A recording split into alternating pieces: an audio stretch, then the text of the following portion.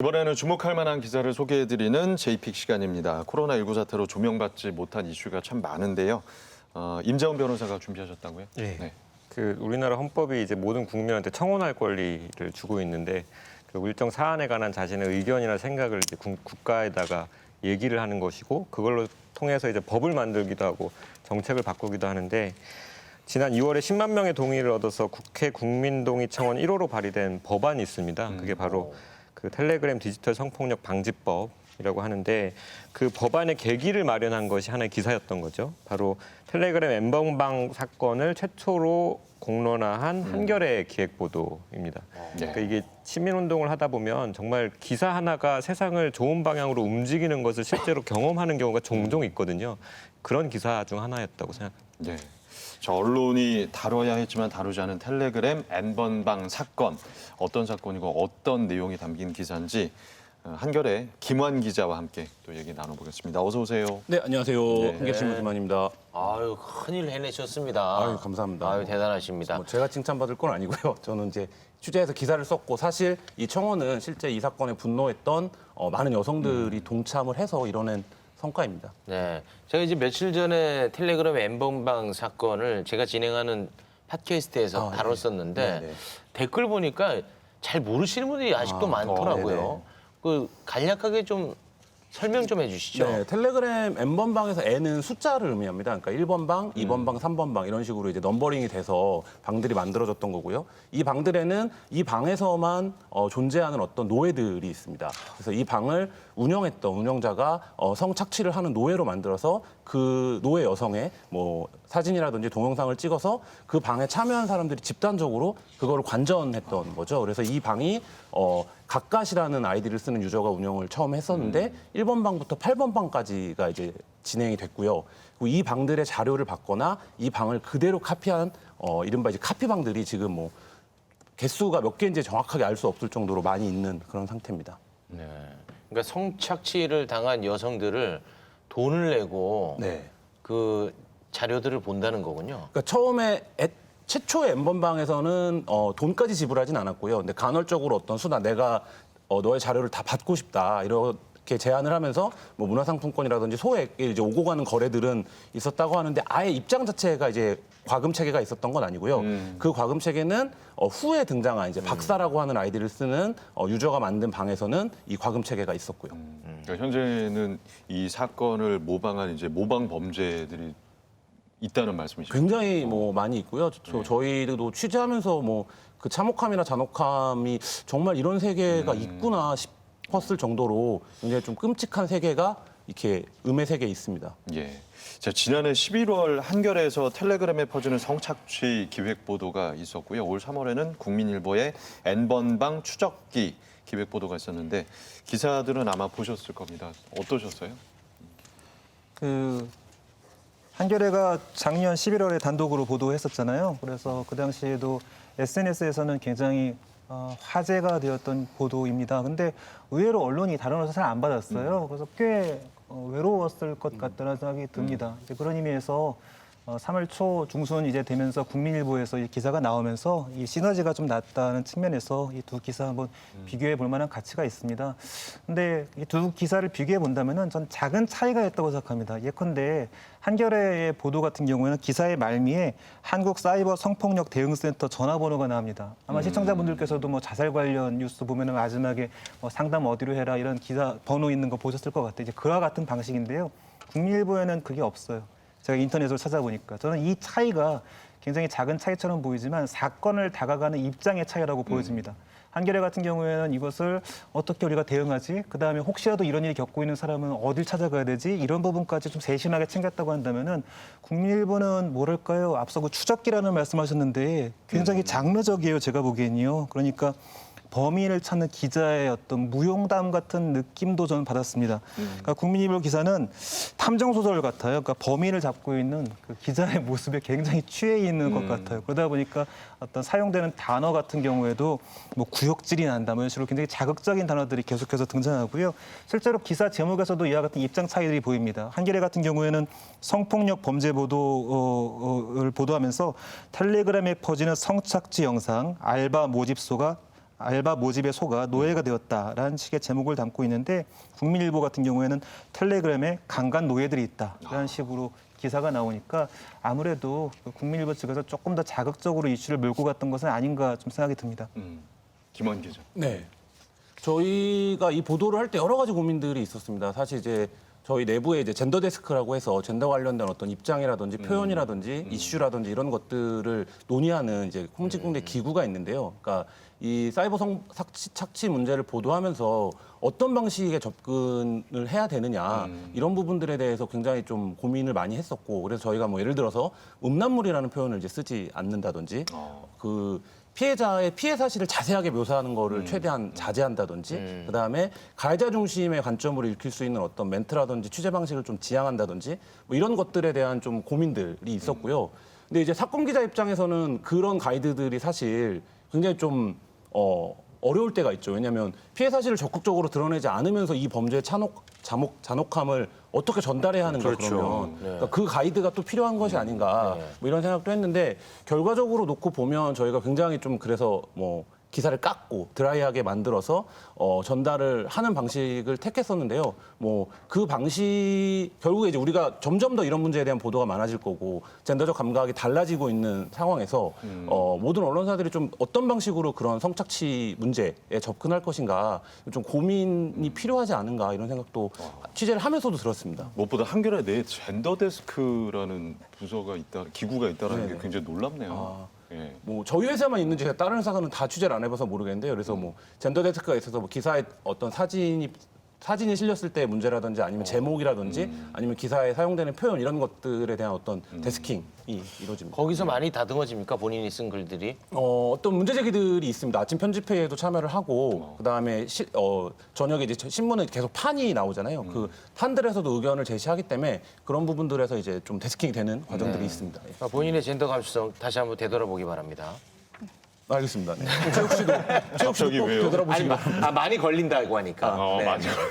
그러니까 지금 국민일보 같은 경우는 르포르타 주죠, 말하자면. 그래서 기획 기사의 장점이기도 하지만 단점이 뭐냐면 아무래도 굉장히 폐쇄적인 집단의 어떤 점에서 이제 여기서도 쓰고 있지만 잠입이라는 표현을 쓰게 되는데 비밀리에 자행되는 범죄라는 점에서 그 자체가 선정적이고 연상 효과를 주고 관음증을 불러일으킬 요소가 상당히 많다라는 겁니다. 그래서 지금 한겨레에서 성착취라는 용어를 썼지만 지금 국민일보에서는 강간 노예라는 표현이 쓰이고 있다는 거예요. 사실 같은 말을 다른 표현으로 한 거죠. 그렇게 했을 때 무엇을 노리느냐? 결국 언론 소비자들이 많이 보기를 원하는 기사를 썼을 때 이게 어떤 방식으로 언어를 선택하느냐의 문제가 될 수 있을 거라고 봐요. 그래서 저는 기획 기사라고 겉모습은 만들어져 있지만 오히려 피해자를 한 번 더 관음증의 피해자로 만드는 경우를 상당히 사실 지금까지 여러 언론 보도에서 봐왔기 때문에 이번에도 그러면 모든 언론 보도들에서 이런 거에서 자유로울 수 있나라고 한다면 모든 보도들이 자유롭다고 하기는 어려울 것 같습니다. 특히 이제 국민일보 같은 경우 어떤 언어 선택에서 좀 그랬고요.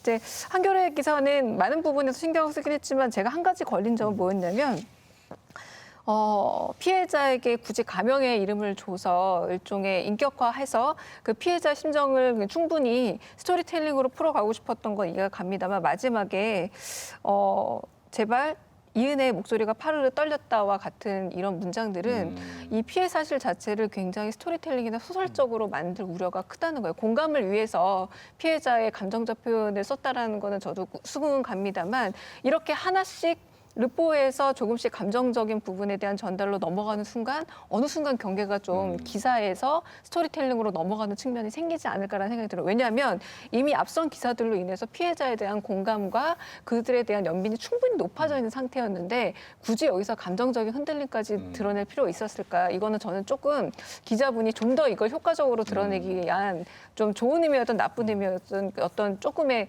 그 욕심이 약간 그 경계를 넘었던 것은 아닌가라고 좀 주의를 하게 됩니다. 김원 기자 어떻게 생각하세요? 야, 칭찬받으러 왔는데 아주 또 시무룩해지네요. 맞습니다. 고민이 많이 있었어요. 예를 들면 뭐 국민일보 기사랑 저희 기사를 지금 비교해 주셨지만 뭐 어떤 옳고 그름의 문제가 아니라 기사에 일반적으로 접근하는 방식들에서의 관행이나 관성들을 갖고 있는데 그 부분에서 이런 기사의 주목도를 높이는 방식이 어떤 거다를 이제 우리가 훈련받은 방식이라든지 기존에 해왔던 방식들이 있는데 이제 이 보도를 하면서 저도 그 고민을 뭐 본격적으로 한번 해본 건데 그러니까 그런 방식들이 피해자에게는 어떤 것인가 그리고 이 기사를 보고 나의 문제를 고발해야겠다 혹은 나의 문제를 나도 용기를 가져야겠다라고 생각할 사람들에게는 어떤 의미일까 뭐 이런 이제 복합적인 과정들에 대한 고민을 해본 거죠. 그러니까 이게 하나의 사건이 아니라 이것이 커뮤니케이션 되는 그러니까 수용되는 방식에 대한 고민들을 좀 하면서 지금 말씀하신 부분 포함해서 기자 입장에서는 더 강한 표현으로 더 자극적으로 써서 이 기사의 주목도를 최대한 높이는 방식을 이제 택하는 어떤 욕구가 있잖아요. 근데 이제 그것이 아니라 실제 이것을 통해서 전달해야 되는 효과라든지 당사자들의 또 입장이라든지 이런 것들을 한번 이 기사를 통해서 좀 진지하게 고민했던 계기였던 것 같습니다. 그 수용자도 조금 되돌아볼 필요가 있는 것 같아요. 뭐 저는 이런 것이 나올 때마다 지금 KBS에서 사라졌지만 추정 60분과 그것이 알고 싶다로 설명을 하거든요. 예를 그렇게 많이 들곤 하는데 그것이 알고 싶다 되게 탐정물 같잖아요. 그리고 굉장히 몰입이 되고요. 추정 60분 예전에 했을 때 좀 상당 부분 건조했거든요. 근데 동일한 이슈를 다루더라도 시청자들이 그것이 알고 싶을 때 굉장히 반응이 컸단 말이에요. 네. 예, 그래서 다른 어떤 방송사들이 같은 이슈를 다뤄도 좀 물먹은 측면도 없지 않아 있는데 먼저 다뤘음에도 불구하고 과연 수용자들은 이런 기사를 읽으면서 혹시 수용자 스스로도 관음하고 즐기고 있는 것은 아닌지 좀 반성해볼 부분도 있어 보입니다. 제가 기사 수를 보니까 2019년 11월 11일부터 3월 18일까지 25건, 예, 사설 하나. 네. 이 정도면 이제 기자도 기자지만 신문사도 의지가 있었다라는 거잖아요. 이제 가끔 그 판결문 읽다 보면 판사의 분노가 감정이 느껴지는 경우가 있는데 저는 이 기사 읽으면서 그게 좀 느껴졌어요. 아, 이분이 직접 싸우고 있구나.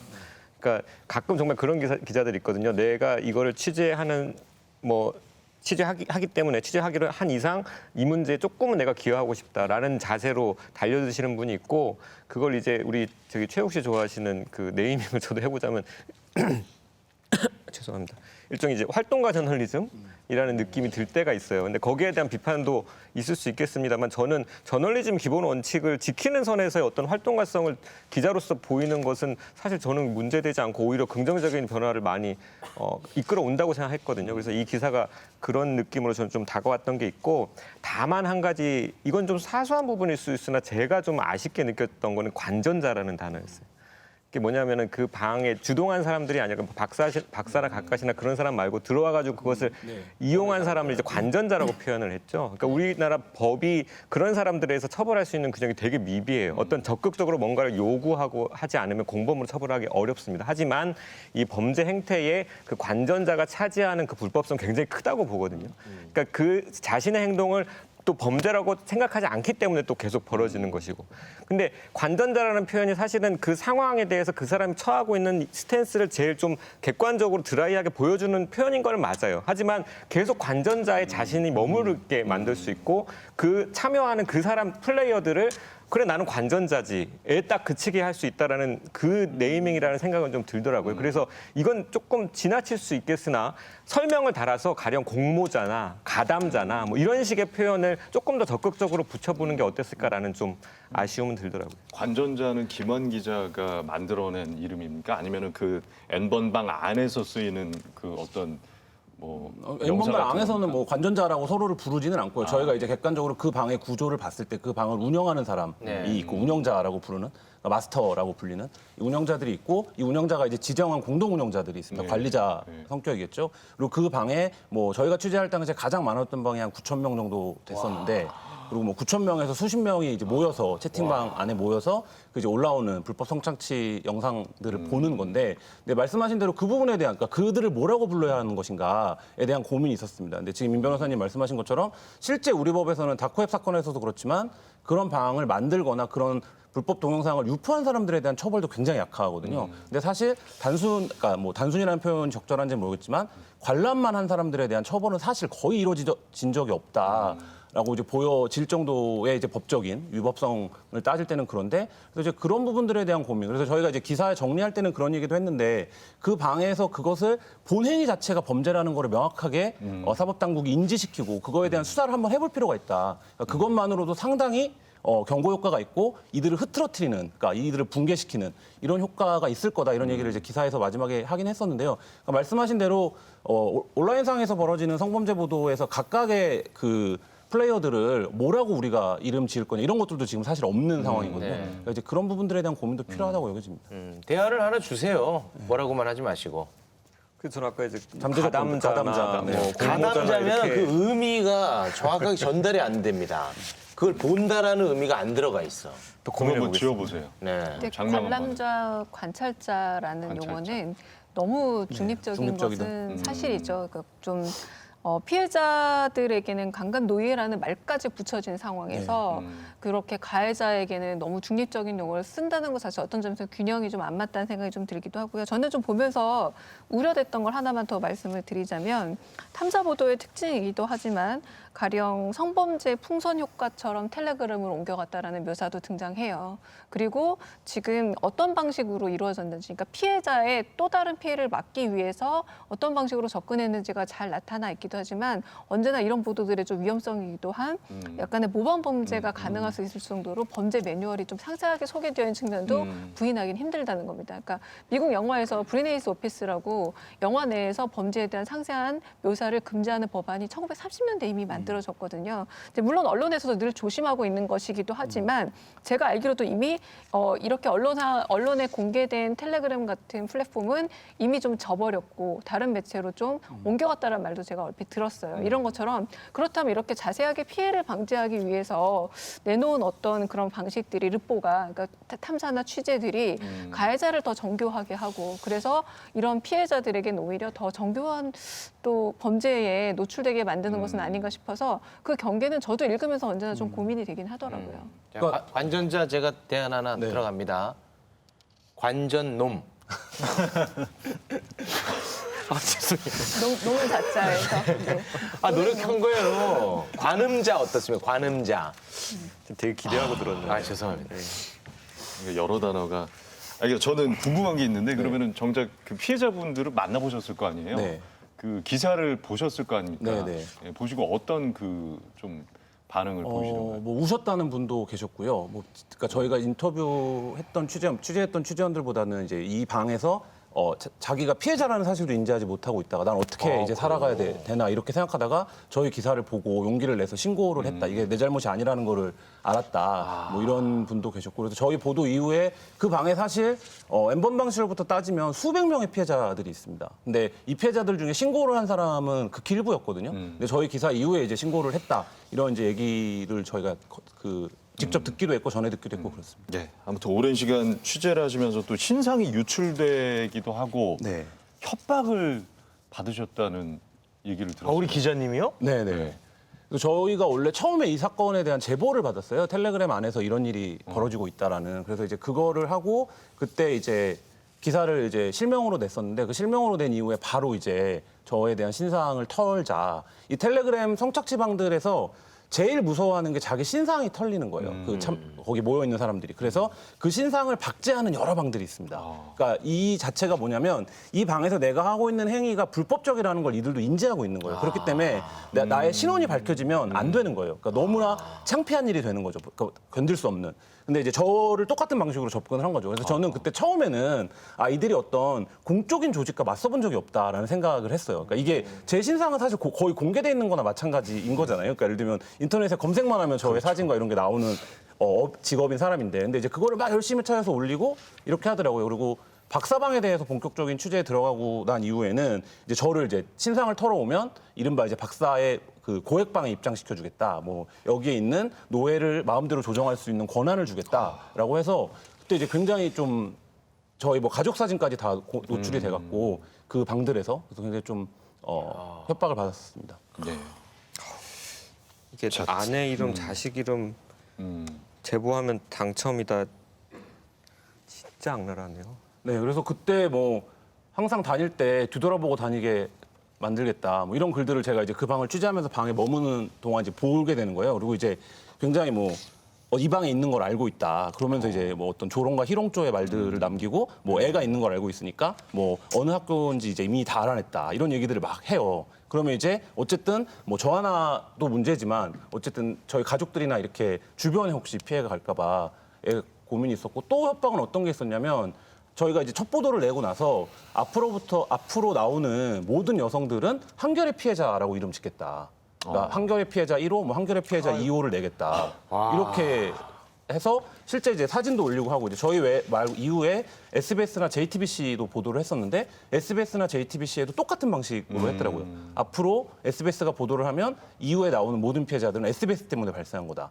JTBC는 보도할 때도 JTBC 때문에 발생한 거다 하면 이 취재를 하는 당사자 입장에서는 굉장히 부담이 됩니다. 왜냐하면 오히려 이제 신상에 대한 협박보다도 그런 부분들이, 그러니까 예를 들면 우리가 혹시라도 이들을 어떤 잘못된 자극을 해서 또 다른 피해자를 만들어내는 건 아닐까, 이런 부분들에 대해서 굉장히 심리적인 좀 위축이 들었던 적이 있었습니다. 예. 제 기억에는 그 피해자를 자살을 유도하겠다 이런 네네. 방식의 협박했던 게 너무나 악랄하고 두렵게 느껴졌어요. 그러니까 기자 본인에 대한 오히려 위협이나 협박은 개인이 견딜 수 있을 거라고도 저는 봐요. 왜냐하면 시작할 때부터 각오가 돼 있을 건데, 그러니까 굉장히 이 범죄가 악랄한 게, 그렇다면 피해자가 내 뜻에 의해서 조정되는 상태이니까 그 피해자를 진짜 목숨을 위협에 가해서 그런 2차, 3차 피해를 만들겠다라고 그렇게 위협을 했다라고 하는데, 또 한편으로 제가 아까 기자님 말씀 듣다 보니까 이용권을 주겠다라는 회유를 했다고 하셨잖아요.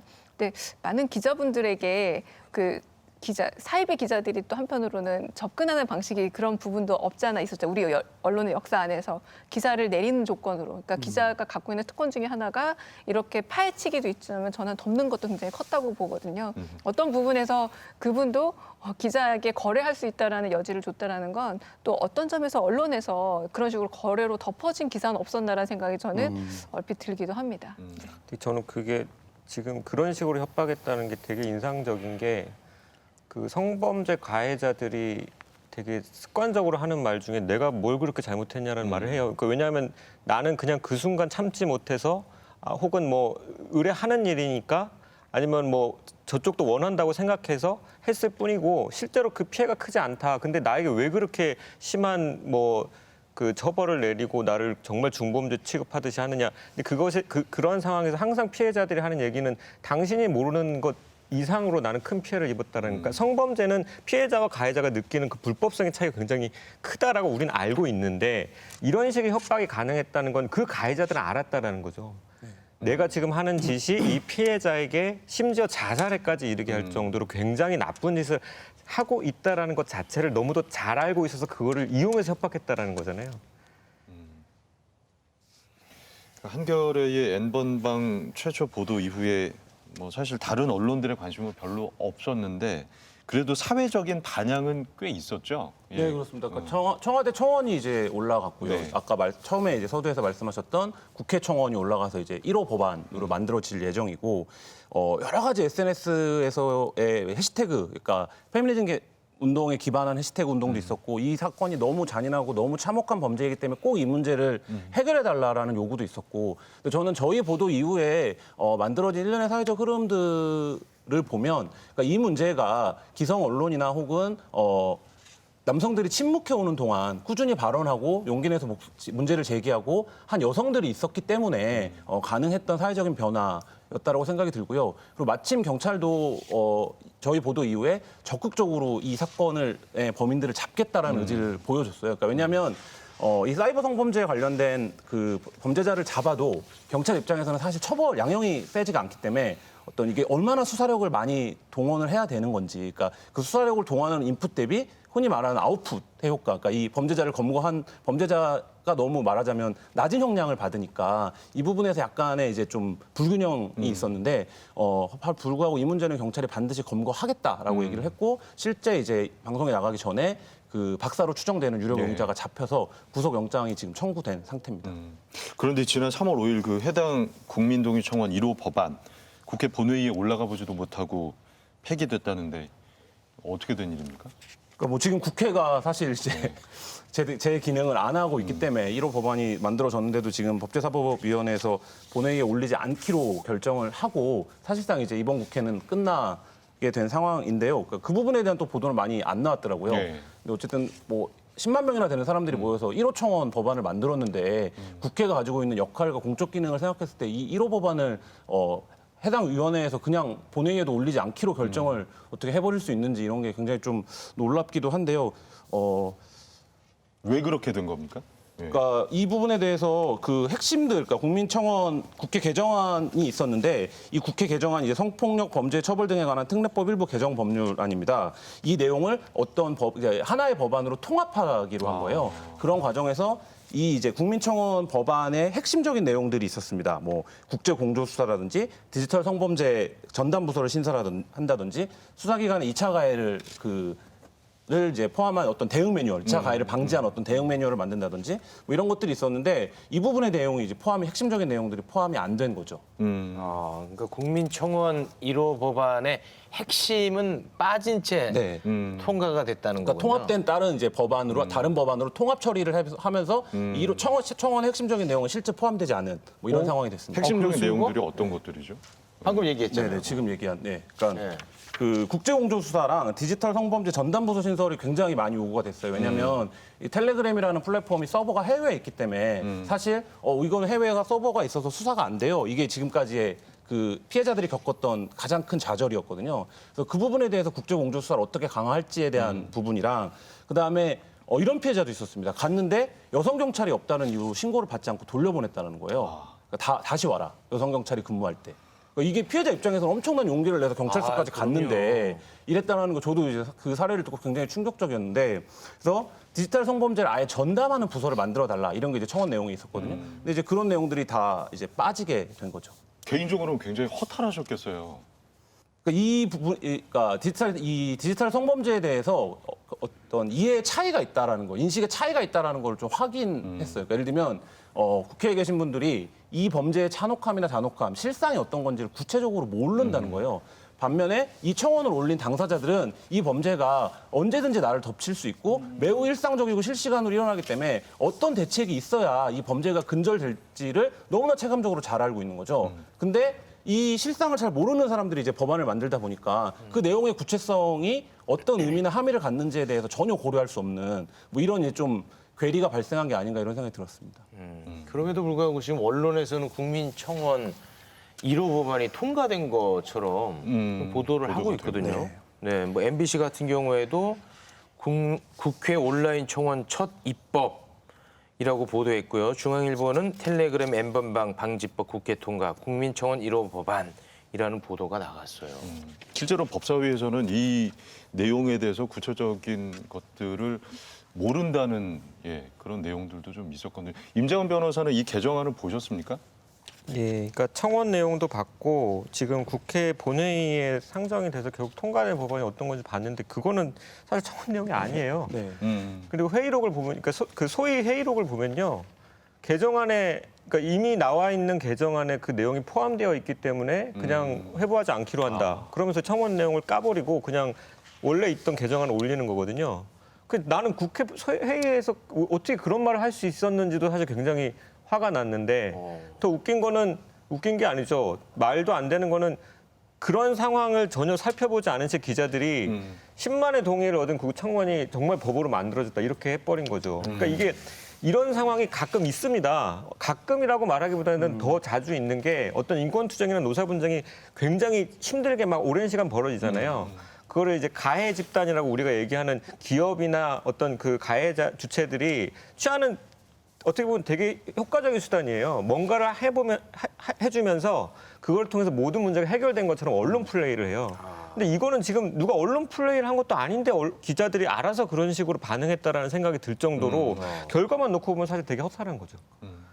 두 가지가 있었던 것 같아요. 그러니까 국민청원 1호 법안이 뭐가 될지에 대해서 관심이 굉장히 높았는데 그 법안이 일반적으로 언론이 예상했던 법안이 아니었던 거죠. 그러니까 그 가장 먼저 10만 명을 채운 법안이니까 디지털 성범죄와 관련된 법안이 국민청원 1호 법안이 될 거라고 기자들이 생각하지 못했던 것 같아요. 그래서 1호 법안이 됐을 때 굉장히 이 법이 국민청원 1호법이 됐어라는 기사가 엄청 많이 나왔는데 실제 이제 임 변호사님 말씀하신 것처럼 그 내용이 심의되는 과정, 법률로 만들어지는 과정에서 이 국민청원의 어떤 내용들이 완전히 빠진 채 진행이 됐는데 이 과정은 사실 기자들이 일상적으로 모니터링하거나 감시하는 과정이 아니기 때문에 1호 청원이 됐다라는 내용의 보도는 엄청나게 많았는데 사실 이 과정의 보도는 거의 이루어지지 않은 뭐 이런 상태가 돼버린 것 같습니다.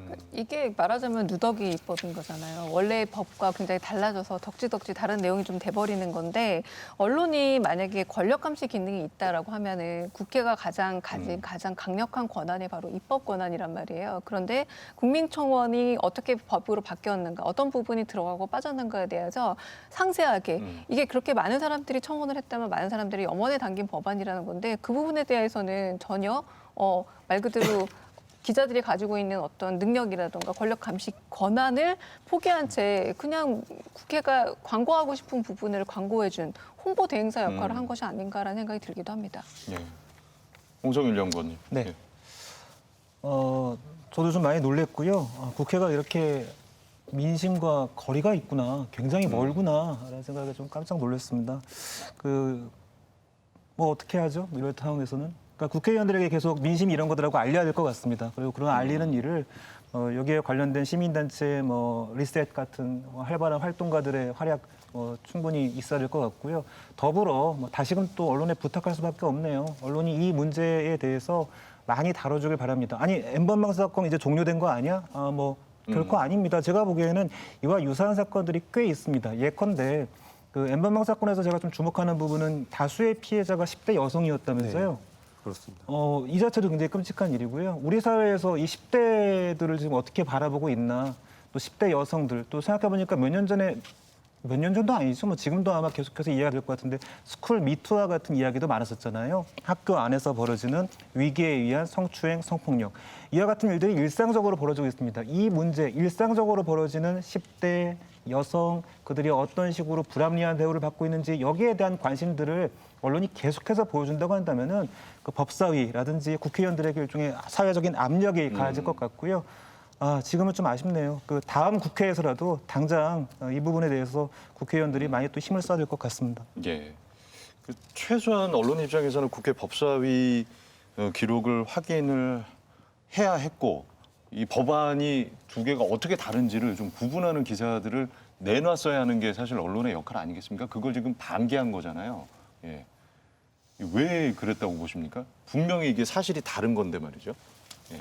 그 부분에서 전국의 문제가 있었죠. 코로나 전국이 연달아 이어졌고 그다음에 이제 선거라든지 이런 부분들에서 실제 국회가 이제 기능을 안 하고 있던 때, 활발하게 기능을 안 하고 있던 거의 마지막 시기에 이제 이게 논의가 됐으니까 그런 시기적인 문제가 있을 것 같은데 저는 그런 걸 차치하고 언론의 문제다 아니다. 를 보다 더 근본적인 건 아까 임 변호사님이 말씀하신 거랑 같은 맥락인데 가해자 피해자가 이 성범죄에 대한 인지 정도가 굉장히 다른 것처럼 이 문제에 대해 당사자들과 그러니까 이게 내 문제일 수 있다라고 생각하는 당사자들과 이 문제에 대해서 그래 사회가 이렇게 하면 안 되지라고 해서 접근하는 정책결정권자나 기자들이 바라보는 정도가 굉장히 다르다라는 거예요. 그러니까 아까 국민청원 1호법이 이거가 될 거라는 거를 이 법을 직접 청원한 사람들 말고는 예상을 하지 못했던 문제였던 것 같다고 제가 말씀드렸는데 그런 것처럼 국회의원들도 왜 이 법이 1호 청원이 됐고 이 법에서 당장 이 당사자들이 요구하는 게 무엇인지에 대해서 사실 내용을 모르는 거죠. 그러니까 그 내용을 모르는 거고 언론조차도 저희가 이 보도를 작년 11월에 처음 한 게 이제 첫 보도였는데 이 문제는 당사자들은 십수년 전부터 있어 왔다라고 얘기를 해요. 근데 그 십수년 전부터 이런 문제들이 있어 왔지만 언론에 처음 포착이 된 게 작년 11월이었던 거예요. 그러니까 그 공백만큼의 우리 사회에서 이 문제를 바라보는 어떤 체감성의 차이, 필요한 대책이나 정보의 차이, 이런 것들이 존재하는 게 아닌가. 그리고 그거가 이 국민청원 1호법이 핵심적인 내용이 생략된 채 법사위에서 논의가 된 과정이 그대로 그 세월을 보여주는 게 아닌가 이런 생각이 듭니다. 예. 저는 그 취재를 김한 기자가 좀 이어가면 어떨까라는 생각이 드는데 왜냐하면 텔레그램 N번방에 관해서는 거의 전문가처럼 네, 잘 그 구조도 알고 있고 피해자가 느끼고 있는 어떤 불편함과 한편으로는 그 가혹함도 잘 알고 계시기 때문에 그래서 좀 추적 보도를 좀 계속 했었으면 좋겠다라는 그리고 앞으로도 좀 하셨으면 좋겠다는 생각이 들고 근본적으로 지금 아까 10대 피해자라는 얘기도 나왔지만 10대 피해자 내지는 성범죄에 있어서 과정은 뉴스가 됐을 때 클릭수가 높아지는데 그것이 어떤 식으로 정말 법적으로 문제가 해결되는가 혹은 처벌을 받는가의 문제에 대해서는 사람들이 선정성에서 굉장히 떨어지니까 한마디로 클릭수가 좀 떨어지는 거죠. 그러다 보니 그 언론 역시도 그 과정들 그리고 아직 밝혀지지 않은 상태에 있어서 어떤 의혹을 탐사하는 데서는 굉장히 집중적으로 좀 힘을 모으지만 결론적으로 어떤 방식으로 결론이 났는가에 대해서는 일테면 이익관계에서 좀 이익이 떨어지는 부분이 아닌가. 그리고 이 피해자가 만약에 10대라던가 이렇게 힘없는 10여 년 동안 이렇게 피해가 쌓일 정도로 말을 못하는 입없는 존재들이 아니었더라면 아마 보도도 이렇게 늦지 않았을 거고 후속 보도도 이렇게 없진 않을 거라 생각을 합니다. 결국은 이익관계에 있어서 누구한테 의존할 수 없는 사람들은 언제나 언론에서 조금은 소외되는 게 아닌가. 이번에도 좀 그런 게 아닌가라는 생각이 듭니다. 네. 더불어서 그 김한 기자한테 앞으로 후속 취재를 계속 주문하기도 하지만 또 더불어서 생각해 볼 게 김한 기자도 정서적 트라우마가 되게 심했을 것 같아요. 워낙 충격적인 것들을 그 자리에서 끔찍한 걸 다 봤잖아요. 그런 면에서 이 기자들을 어떻게 보호할 것인가의 문제도 좀 기자협회라든지 또 우리 사회가 함께 고민해봐야 될 것 같습니다. 실제로 가족과 관련된 협박도 받았잖아요. 그런 면에서 한 사람 한 사람의 기자가 자신들의 취재에 의해서 불이익을 그러니까 정당하게 누려야 될 것, 정당하게 보호받아야 될 것들을 포기하게 되는 그런 불이익을 받지 않을 수 있도록 또 사회가 또 고민을 해야 될 것 같습니다. 국민청원 1호 법안은 다시 상정될 계기는 없습니까? 그 일정은 이제 뭐 국회에서 합의겠죠. 합의에 따라서 뭐 어쨌든 법 개정을 하는 거 언제든 국회의원들이 합의하면 할 수 있으니까 네. 뭐 국회가 이제 바뀌겠죠. 바뀌면 국민청원 1호법이 요구했던 것이 뭔가 그러니까 단적인 예를 말씀드리면 지난해 연말 트위터 대한민국 트렌드 키워드를 보면요. 1위가 공수처법이었고요. 2위가 뭐였냐면 N번방 사건이었습니다. 그러니까 언론사 중에서 저희 보도밖에 없었음에도 불구하고 트위터상에는 그렇게 N번방 사건에 대한 관심이 높았던 거거든요, 이미. 그 얘기는 뭐냐. 그러니까 왜 한국의 언론 혹은 정책결정권자들, 국회들이 이 부분에 대해서 전혀 그동안 대비해오지 못했는가. 이 부분을 총체적으로 좀 보여주는 거라고 생각하고요. 알겠습니다. 자, 지난해 11월 한겨레 기획보도가 민주언론시민연합 이달의 좋은 보도상에 선정이 됐습니다. 당시 선정 사유에 나온 내용을 좀 소개해드리면 N번방 등 텔레그램에서 성범죄자들이 활개친 것은 2018년 2월부터로 11월에 나온 한겨레의 기획보도도 너무 늦은 감이 있다. 이 사건들은 조국 사태 당시 기자들이 기사에 쓸 한 문장 따겠다고 서울대 익명 사이트 스누라이프나 대학생 익명 커뮤니티 에브리타임을 이잡듯이 뒤지는 것만큼의 노력만 했으면 진작에 공론화되고 남았을 사건들이다. 자, 뭐 피의자로 추정되는 인물이 검거되긴 했지만 현재 진행형의 사건입니다. 예, 앞으로 언론에서 이 사안에 좀 지속적인 관심을 갖도록 좀 한 말씀씩 좀 해주신다면요. 예, 어떤 식으로 좀 관심을 가져야 할지요. 강 선생님께서 아까 굉장히 저한테는 인상적인 비유를 하나 하셨는데요. 입 없는 자. 이게 10대 여성, 우리 언론이 잘 재현하지 않는 존재잖아요. 예, 그들에 대해서 지속적인 관심을 더 가져주길 바라고요. 그다음에 또 한 가지 말씀드릴 것은 제가 어떻게 보면 굉장히 냉소적으로 말하는 걸 수도 있습니다. 뭐냐면은 지난번 버닝썬 사태 때 그 기자하고 PD 등 200명 언론인들이 채팅방을 만들어가지고 버닝썬 관련 동영상을 공유했다라고 해요. 그것이 여성 기자가 알아가지고 그것들을 문제시하고 공론화하고 나니까 여기에 대해서 수사가 들어갔고 그래서 제가 기사들을 찾아보니까 이거 지금 어떻게 돼가고 있지? 찾아보니까 작년 9월에 12명이 검찰에 송치된 것이 마지막 뉴스였습니다. 200명의 기자들 중에 12명, 이것도 좀 충격적이기도 했고요. 그렇다면 그 200명의 기자들이, 그 안에 있던 200명의 기자들이 회사 안에서는 어떠한 징계를 혹시 받았나? 그리고 이 12명은 그래서 어떠한 처벌을 받았지? 여기에 대해서 언론이 침묵하고 있다는 생각이 드는 거예요. 그러니까 일종의 이런 범죄에 있어서 언론 내부가 그 성인지 감수성이 무척 낮아가지고 침묵의 공조를 하고 있는 것은 아닌가? 만약 언론이 이와 같다고 한다면 텔레그램 N번방 사건 같은 경우에도 언론이 안 받았을 이유가 있겠구나. 뭐 제가 너무 좀 비약을 하는 걸 수도 있겠지만 그래서 혹시 제가 비약을 하는 거가 아니라고 한다면은 언론이 이 부분에 대해서 좀 취재를 해주십시오. 그 200명의 개개의 기자들이 각 언론사에서 지금 현재 어떤 위치에 있는지 국민의 알 권리를 대신한다고 했지 않습니까? 알 권리를 대신하는 사람들입니다. 그렇기 때문에 국민들은 그들에 대해서 알 권리가 있다고 생각합니다. 네.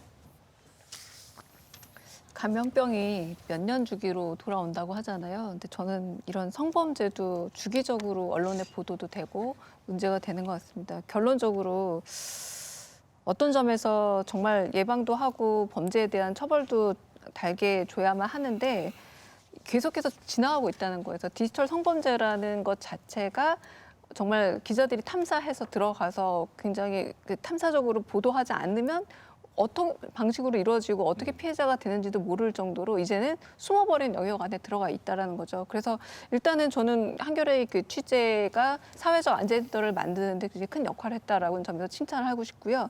이렇게 잘 보이지 않지만 언제나 있는 그런 우리 생활에 되게 중요한 영향을 미치는 범죄에 대한 언론의 그런 어떤 워치독 역할 그리고 그런 부분에 대해서 계속 감시하고 탐사하는 역할들을 좀 꾸준히 해줬으면 하는 바람입니다.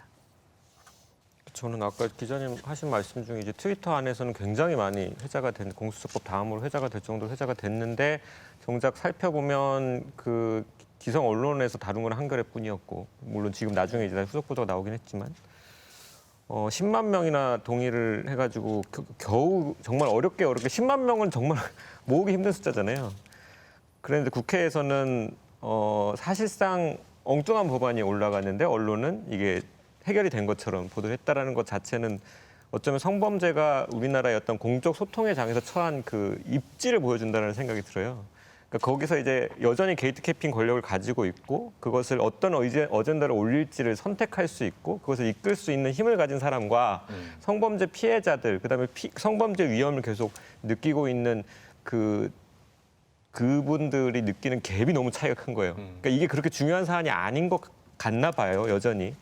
근데 그 갭을 줄이기 위해서 사실 언론의 역할이 너무 크다라는 생각이 들고 저는 아까 하신 말씀 중에 그 젠더 데스크라는 건 굉장히 인상적인 것 같아요. 그러니까 사실은 뭐 저도 그래서 이 기사를 보면서 비평을 위해서 사실 저희가 전형적으로 하는 그 성범죄 관련 기사에 대해서 가지고 있는 그 비평의 틀이라는 게 있잖아요. 이 어떤 이미지를 썼느냐, 뭐 피해자들의 신상을 얼마나 노출하려고 했느냐 쓸데없이 그다음에 가해자에게 어떤 네이밍을 붙였느냐.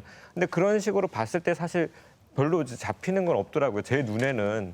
근데 그만한 또 노력이 있었던 거죠. 그래서 하나의 모델이 될 수 있겠다. 여전히 뭐 부족한 점이 있을 수는 있겠으나 뭐 그런 생각이 들고 한 가지 더 추가를 하면 저는 성범죄 문제가 가장 다른 범죄와 갖는 특성이 피해자도 가해자도 이게 범죄인지 모르고 가해지고 그러니까 가해자가 되기도 하고 피해자가 되기도 하는 거라고 생각하거든요. 하지만 그 범죄에 따른 피해는 굉장히 큰데 그래서 사실은 이 한겨레 기사의 기획 기사를 처음 시작할 때 이게 범죄다라고 사실은 명확하게 규정을 하면서 시작을 하잖아요. 그러니까 처벌 규정을 언급을 하면서 기사가 나가요. 근데 그런 부분이 되게 인상적이었는데 앞으로 이제 계속 일단은 관심을 가져야겠지만 관심을 갖는 모든 언론에서 이게 명확한 범죄 행위라는 거, 그러니까 윤리적으로 나쁘다가 아니라 범죄 행위라는 그 인식을 그 메시지를 계속 좀 심어줬으면 좋겠다라는 생각이 듭니다. 네.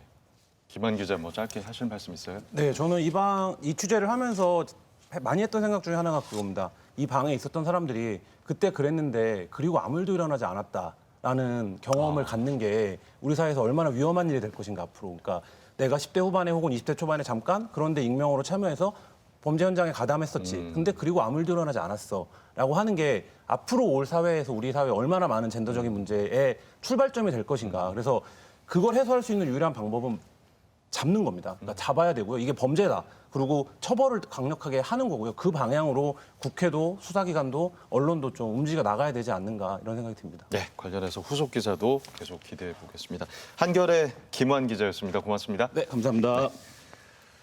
저널리즘 토크쇼 제이 오늘 준비한 내용은 여기까지입니다. 이 방송은 KBS 1TV, 마이K 웨이브, 유튜브, 페이스북을 통해서도 만나실 수 있습니다. 언론개혁 끝까지 함께하겠습니다. 저희는 다음 주 일요일 밤에 다시 뵙겠습니다. 고맙습니다.